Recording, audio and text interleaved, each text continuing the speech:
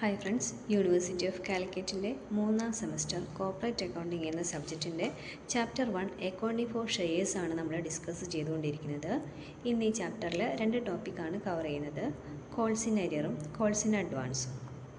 Calls in arrear: some shareholders may fail to pay the allotment money and or call money. The amount remaining unpaid on allotment or call is called calls in arrear. അതായത് ചിലപ്പോൾ നമ്മൾ instalment ആയിട്ടാണ് company നമ്മളിൽ നിന്ന് പൈസ വാങ്ങുന്നത് അല്ലേ. ആപ്ലിക്കേഷനിൽ ഇത്ര, അലോട്ട്മെൻറ്റിൽ ഇത്ര, ഫസ്റ്റ് കോളിന് ഇത്ര, ഫൈനൽ കോളിന് ഇത്ര, അങ്ങനെ പറഞ്ഞിട്ട്. അപ്പോൾ ചില ആൾക്കാർ ചിലപ്പോൾ അലോട്ട്മെൻറ്റ് മണിയോ അല്ലെങ്കിൽ കോൾ മണിയോ തരാൻ വിട്ടേക്കാം. അതായത് അവർ അൺപെയ്ഡാണ്. നമ്മൾ കമ്പനി വിളിച്ചിട്ടുണ്ട്, പൈസ അടയ്ക്കണമെന്ന് നമ്മളോട് പറഞ്ഞിട്ടുണ്ട്, പക്ഷേ നമ്മളത് അടച്ചിട്ടില്ല. അങ്ങനെയാണെങ്കിൽ അടയ്ക്കാത്ത എമൗണ്ടിനെയാണ് നമ്മൾ കോൾസ് ഇൻ അരിയർ എന്ന് പറയുന്നത്. കുറച്ച് ഡീറ്റെയിൽ ആയിട്ടുള്ള ഒരു എക്സാമ്പിളിലേക്ക് പോവാണ്. ഒരു കമ്പനി ഷെയർസ് ഇഷ്യൂ ചെയ്തിട്ടുണ്ട്. 1,00,000 ഷെയർസാണ് ഇഷ്യൂ ചെയ്തിട്ടുള്ളത്. അറ്റ് ദ റേറ്റ് 10 റുപ്പീസിലാണ് ഇഷ്യൂ ചെയ്തിട്ടുള്ളത്. മൊത്തം 10 രൂപയാണ് കേട്ടോ. ഓക്കെ, അപ്പോൾ നമ്മൾ പബ്ലിക്കിന് ഇഷ്യൂ ചെയ്തപ്പോൾ അതിൽ 2,000 ഷെയർസ് ഹോൾഡ് ചെയ്തിട്ടുള്ളത് എം എന്ന് പറഞ്ഞ വ്യക്തിയാണ്. ബാക്കി 98,000 ഷെയർസും ബാക്കിയുള്ള ആൾക്കാരുടെ കയ്യിലാണ്. എമ്മിൻ്റെ കയ്യിലാണ് ഈ 2,000 ഷെയർസ് ഉള്ളത്. അങ്ങനെയാണെങ്കിൽ കമ്പനി ഈ 10 രൂപയുടെ സ്പ്ലിറ്റ് തന്നിട്ടുണ്ട്. കമ്പനി വിളിച്ചു കേട്ടോ, 3 രൂപ അപ്ലിക്കേഷനിൽ വേണം, അലോട്ട്മെൻറ്റ് മണിയായിട്ട് 2 രൂപ വേണം, ഫസ്റ്റ് കോൾ മണിയായിട്ട് 2 രൂപ വേണം, ഫൈനൽ കോൾ മണിയായിട്ട് 3 രൂപ വേണം എന്ന് പറഞ്ഞ് കമ്പനി വിളിച്ചിട്ടുണ്ട്. അപ്പോൾ അപ്ലിക്കേഷൻ സമയത്ത് എന്തായാലും പൈസ കിട്ടും അല്ലേ. എല്ലാ ഷെയർസിൻ്റെയും 1,00,000 ഷെയർസിൻ്റെയും പൈസ കിട്ടിയിട്ടുണ്ട്.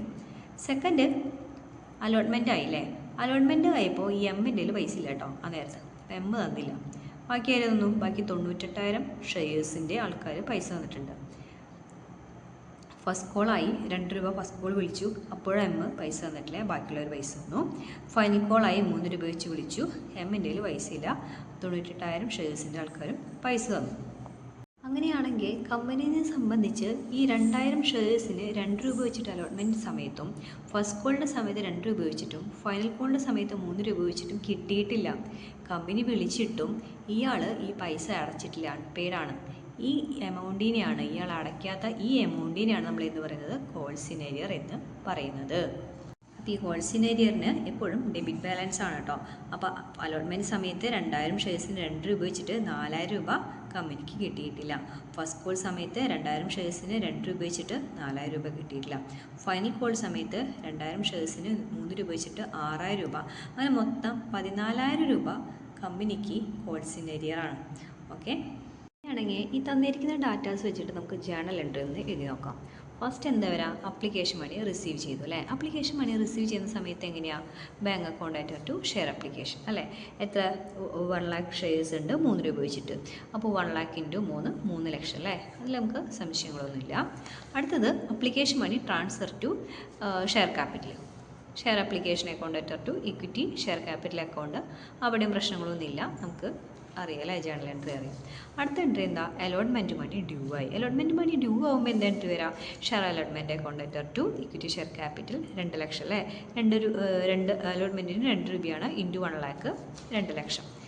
ഇനി പൈസ കിട്ടുമ്പോഴോ, അലോട്ട്മെൻറ്റ് മണി കിട്ടുമ്പോഴോ അവിടെയാണ് ഒരു കോൾസ് ഇൻ അരിയർ ഉണ്ട്. അവിടെയാണ് ചെറിയൊരു വ്യത്യാസമുള്ളത്. ബാക്കിയൊക്കെ നമ്മൾ സെയിം കഴിഞ്ഞ ക്ലാസ്സിൽ പഠിച്ച ജേണൽ എൻട്രി ഉണ്ട് അല്ലേ.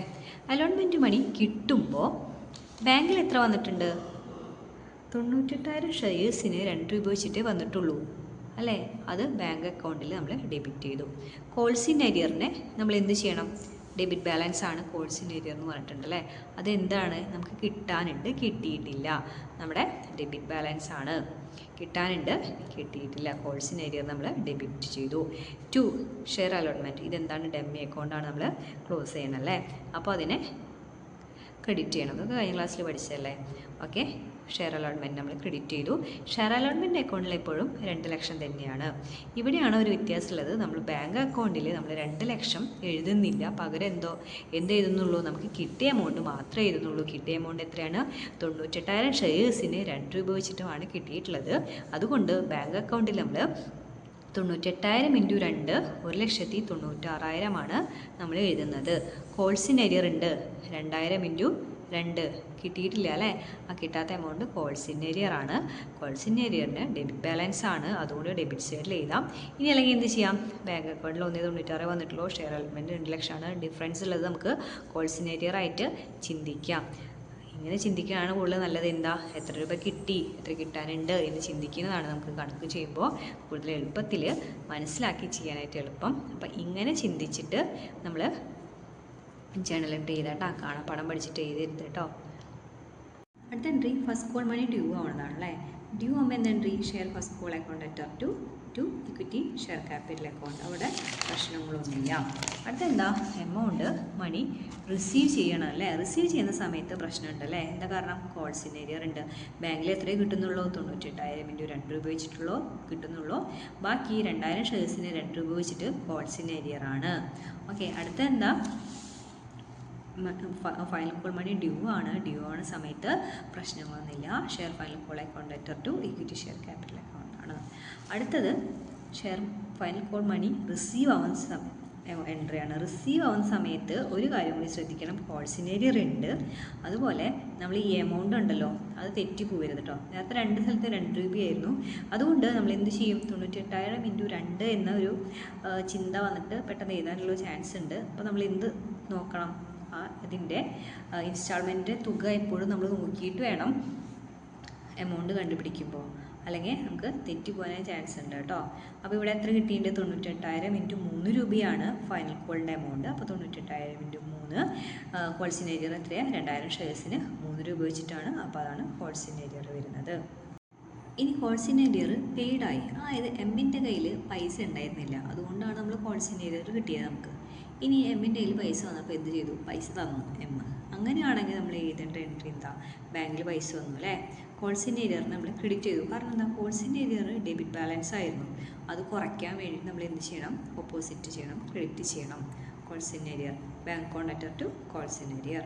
ഈ കോൾസ് ഇൻ ഏരിയറിൽ ഇൻട്രസ്റ്റ് വരും കേട്ടോ.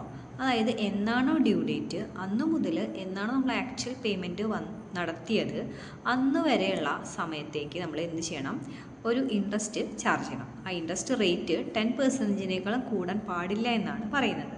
ഓക്കെ, അങ്ങനെയാണെങ്കിൽ അതിൻ്റെ ജേണൽ എൻട്രി കൂടി നമ്മൾ പഠിച്ചിരിക്കണം. ഷെയർ ഹോൾഡേഴ്സ് അക്കൗണ്ട് അറ്റർ to interest on calls in arrear. അതായത് ഇൻട്രസ്റ്റ് ഡ്യൂ ആവുന്ന സമയത്ത് എപ്പോഴാണോ ഇൻട്രസ്റ്റ് തരാനുള്ളത്, എപ്പോഴാണോ ഇൻട്രസ്റ്റ് തരാനുള്ളത്, അപ്പോൾ നമ്മൾ എന്ത് ചെയ്തു, എം അക്കൗണ്ട് അറ്റർ to interest on calls in arrear. 10% ആണ്, നോട്ട് എക്സീഡൻ 10% ആണ് വരുന്നത്. അപ്പോൾ ക്വസ്റ്റ്യനിൽ കറക്റ്റായിട്ട് പറഞ്ഞിട്ടുണ്ടായിരിക്കും, ആ ഡേറ്റും പറഞ്ഞിട്ടുണ്ടായിരിക്കും. അത് വെച്ച് നമ്മൾ എന്ത് കണ്ടുപിടിക്കണം, ഇൻട്രസ്റ്റ് കണ്ടുപിടിക്കണം. ഇനി ഇൻട്രസ്റ്റ് തരുമല്ലോ, നമുക്ക് തരുമല്ലോ, ഇത് ഇൻട്രസ്റ്റ് ഡ്യൂ ആവുന്ന സമയത്താണ്. ഇനി ഇൻട്രസ്റ്റ് തരുമ്പോൾ എന്ത് ചെയ്യണം, ബാങ്ക് അക്കൗണ്ട് അറ്റർ to S account.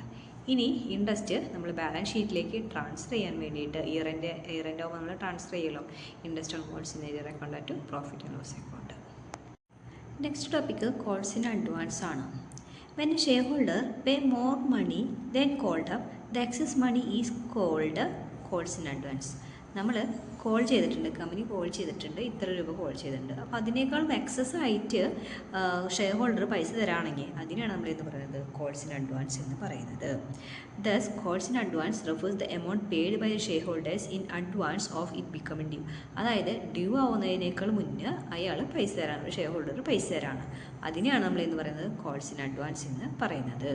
Calls in അഡ്വാൻസിന് ക്രെഡിറ്റ് ബാലൻസ് ആണ്. നമ്മൾ കോൾസ് ഇൻ ഏരിയർ പഠിച്ചപ്പോൾ ഡെബിറ്റ് ബാലൻസ് ആയിരുന്നു, calls in advance credit balance ആണ്. ഓക്കെ, അപ്പോൾ 2000 ഷെയർസ് അലോട്ട്മെൻറ്റ് സമയത്ത് 2000 ഷെയർസിന് 1 രൂപ വെച്ചിട്ട് ഫസ്റ്റ് കോളിൻ്റെ എമൗണ്ട് കിട്ടി. 2000 ഷെയർസിന് 1 രൂപ വെച്ചിട്ട് ഫൈനൽ കോളിൻ്റെ എമൗണ്ട് നമുക്ക് എത്ര കിട്ടി, 4000 രൂപ കോൾസ് ഇൻ അഡ്വാൻസ് ആയിട്ട് ഇപ്പോൾ നമ്മുടെ കമ്പനിയുടെ കയ്യിലുണ്ട്. ഇതിൻ്റെ ജേണൽ എൻട്രി ചെയ്താൽ അല്ലേ. അപ്പോൾ ഫസ്റ്റ് അപ്ലിക്കേഷൻ മണി കിട്ടുന്നതാണ്.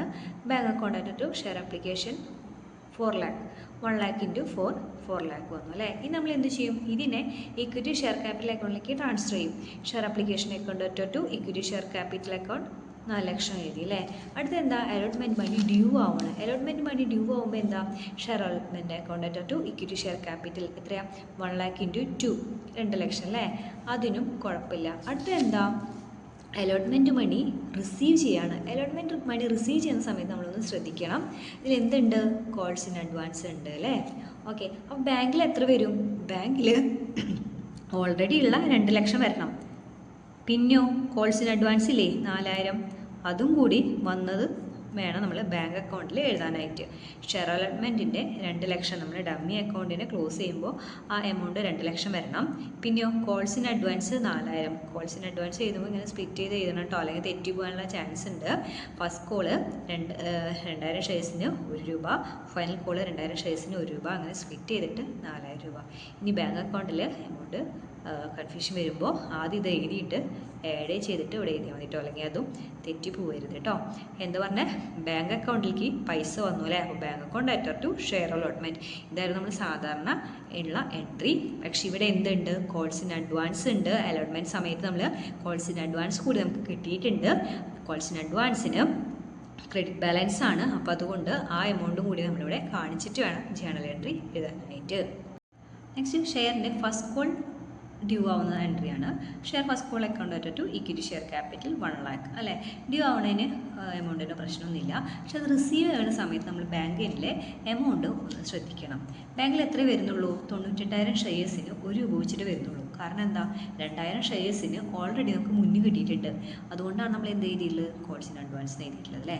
അപ്പോൾ ബാങ്കിൽ എത്ര വരുള്ളൂ, 98,000 ഇൻറ്റു 1 രൂപ. 98,000 ഷെയർസിന് 1 രൂപയെ ബാങ്കിൽ വരുന്നുള്ളൂ. അപ്പോൾ ഈ കോൾസ് ഇൻ അഡ്വാൻസിന് ഇവിടെ നമ്മൾ ക്രെഡിറ്റ്സ് ബാലൻസ് ആണല്ലേ. അപ്പോൾ അതെന്താണ്, ഡ്യൂ ആവുന്ന സമയത്ത് ആ ക്രെഡിറ്റ് ബാലൻസ് നമുക്ക് കുറയ്ക്കണം അല്ലേ. അപ്പോൾ നമ്മൾ എന്ത് ചെയ്തു, അതിനെ ഡെബിറ്റ് ചെയ്തു. കോൾസ് ഇൻ അഡ്വാൻസിന് 2000 ഷെയർസിന് 1 രൂപ വെച്ചിട്ട് 2000 ഷെയർസിന് നമ്മൾ എന്ത് ചെയ്യണം, ഡെബിറ്റ് ചെയ്യണം. ഓൾറെഡി ഈ എമൗണ്ട് ഇവിടെ കിട്ടിയിട്ടുണ്ട്. അപ്പോൾ നമ്മൾ എന്ത് ചെയ്യണം, അതിനെ കുറച്ച് കാണിക്കണം. എന്നിട്ട് എന്ത് ചെയ്യണം, ഷെയർ ഫസ്റ്റ് കോൾ എമൗണ്ടിലേക്ക് അല്ലേ, അതല്ലേ നമ്മൾ ഡമ്മി അക്കൗണ്ട് ക്ലോസ് ചെയ്യാൻ വേണ്ടിയിട്ട് ടു ഷെയർ ഫസ്റ്റ് കോൾ എത്ര കാണിക്കണം, 1 ലക്ഷം കാണിക്കണം. അപ്പോൾ ഈ എൻട്രിയിൽ കൺഫ്യൂഷൻസ് ഉണ്ടാവരുത്, ഒന്നും കൂടി സൂക്ഷിച്ച് നോക്കാം. നമുക്ക് ബാങ്കിൽ എത്ര കിട്ടിയിട്ടുള്ളൂ, 98,000 ഷെയർസിന് 1 രൂപ വെച്ചിട്ട് കിട്ടിയിട്ടുള്ളൂ. ഷെയറിൻ്റെ first call dummy account close ചെയ്യുമ്പോൾ എത്ര കിട്ടിയിട്ടുണ്ട്, 1 lakh കിട്ടിയിട്ടുണ്ട്. ബാക്കിയുള്ള ഡിഫറൻസ് 2000 രൂപയാണ്. ഈ 2000 രൂപ എന്താണ്, കോൾസ് ഇൻ അഡ്വാൻസ് ആണ്. ഫസ്റ്റ് കോൾ സമയത്ത് നമുക്ക് എന്ത് കിട്ടിയിട്ടുണ്ട്, അഡ്വാൻസ് കിട്ടിയിട്ടുണ്ട്. ഫൈനൽ കോളിൻ്റെ എമൗണ്ട് നമുക്ക് അഡ്വാൻസ് കിട്ടിയിട്ടുണ്ട്. അപ്പോൾ ഫസ്റ്റ് കോൾ എമൗണ്ട് റിസീവ് ചെയ്യുന്ന സമയത്ത് ഈ എമൗണ്ട് നമ്മളിവിടെ മൈനസ് ചെയ്യണം. ഇവിടെ നമ്മൾ ക്രെഡിറ്റ് ചെയ്തിട്ടുണ്ട്, അതിന് നമ്മൾ ഡെബിറ്റ് ചെയ്തിട്ട് വേണം ഇവിടെ എഴുതാനായിട്ട്. അടുത്തത് ഫൈനൽ കോൾ ഡ്യൂ ആവുന്നതാണ്. ഷെയർ ഫൈനൽ കോൾ അക്കൗണ്ട് അറ്റർ to equity share capital 1 lakh. അവിടെയും പ്രശ്നങ്ങളൊന്നുമില്ല. ഇതേ സെയിം ഇതിൻ്റെ റിസീവ് ചെയ്യുന്ന സമയത്ത് ഇതിനും പ്രശ്നമുണ്ട്. എമൗണ്ട് നോക്കണം. ബാങ്ക് അക്കൗണ്ടിൽ എത്ര വരുള്ളൂ, 98,000 ഷെയർസിന് 1 രൂപ വെച്ചിട്ട് വരുന്നുള്ളൂ. കോൾസ് ഇൻ അഡ്വാൻസ് ഉണ്ട്, 2000 ഇൻറ്റു 1 കോൾസ് ഇൻ അഡ്വാൻസ് ആണ്. ഓൾറെഡി നമ്മൾ ഇവിടെ എന്ത് ചെയ്തിട്ടുണ്ട്, കോൾസ് ഇൻ അഡ്വാൻസ് ക്രെഡിറ്റ് ചെയ്തിട്ടുണ്ട്. അത് നമ്മൾ എന്ത് ചെയ്യണം, ഡെബിറ്റ് ചെയ്യണം. ഷെയർ ഫൈനൽ കോൾ ഡമ്മി അക്കൗണ്ടാണ് നമ്മൾ ക്ലോസ് ചെയ്യാൻ വേണ്ടിയിട്ട് 1 ലക്ഷം എഴുതി. അപ്പോൾ ഈ സ്ഥലത്തൊക്കെ നമ്മൾ എന്ത് ചെയ്യണം, എമൗണ്ടിൻ്റെ കാര്യത്തിൽ ഒരു ശ്രദ്ധ വേണം. എമൗണ്ട് എഴുതുന്നത് തെറ്റരുത്, നന്നായി നോക്കിയിട്ട് വേണം ഇവിടെ നമ്മൾ എമൗണ്ട് എഴുതാൻ. ബാങ്ക് അക്കൗണ്ടിൽ എമൗണ്ട് എഴുതാൻ കോൾസിൻ്റെ അഡ്വാൻസും കോൾസിൻ്റെ അരിയറും വരുമ്പോൾ നമ്മൾ എമൗണ്ടിൻ്റെ കാര്യത്തിൽ പ്രത്യേകം ശ്രദ്ധിക്കണം.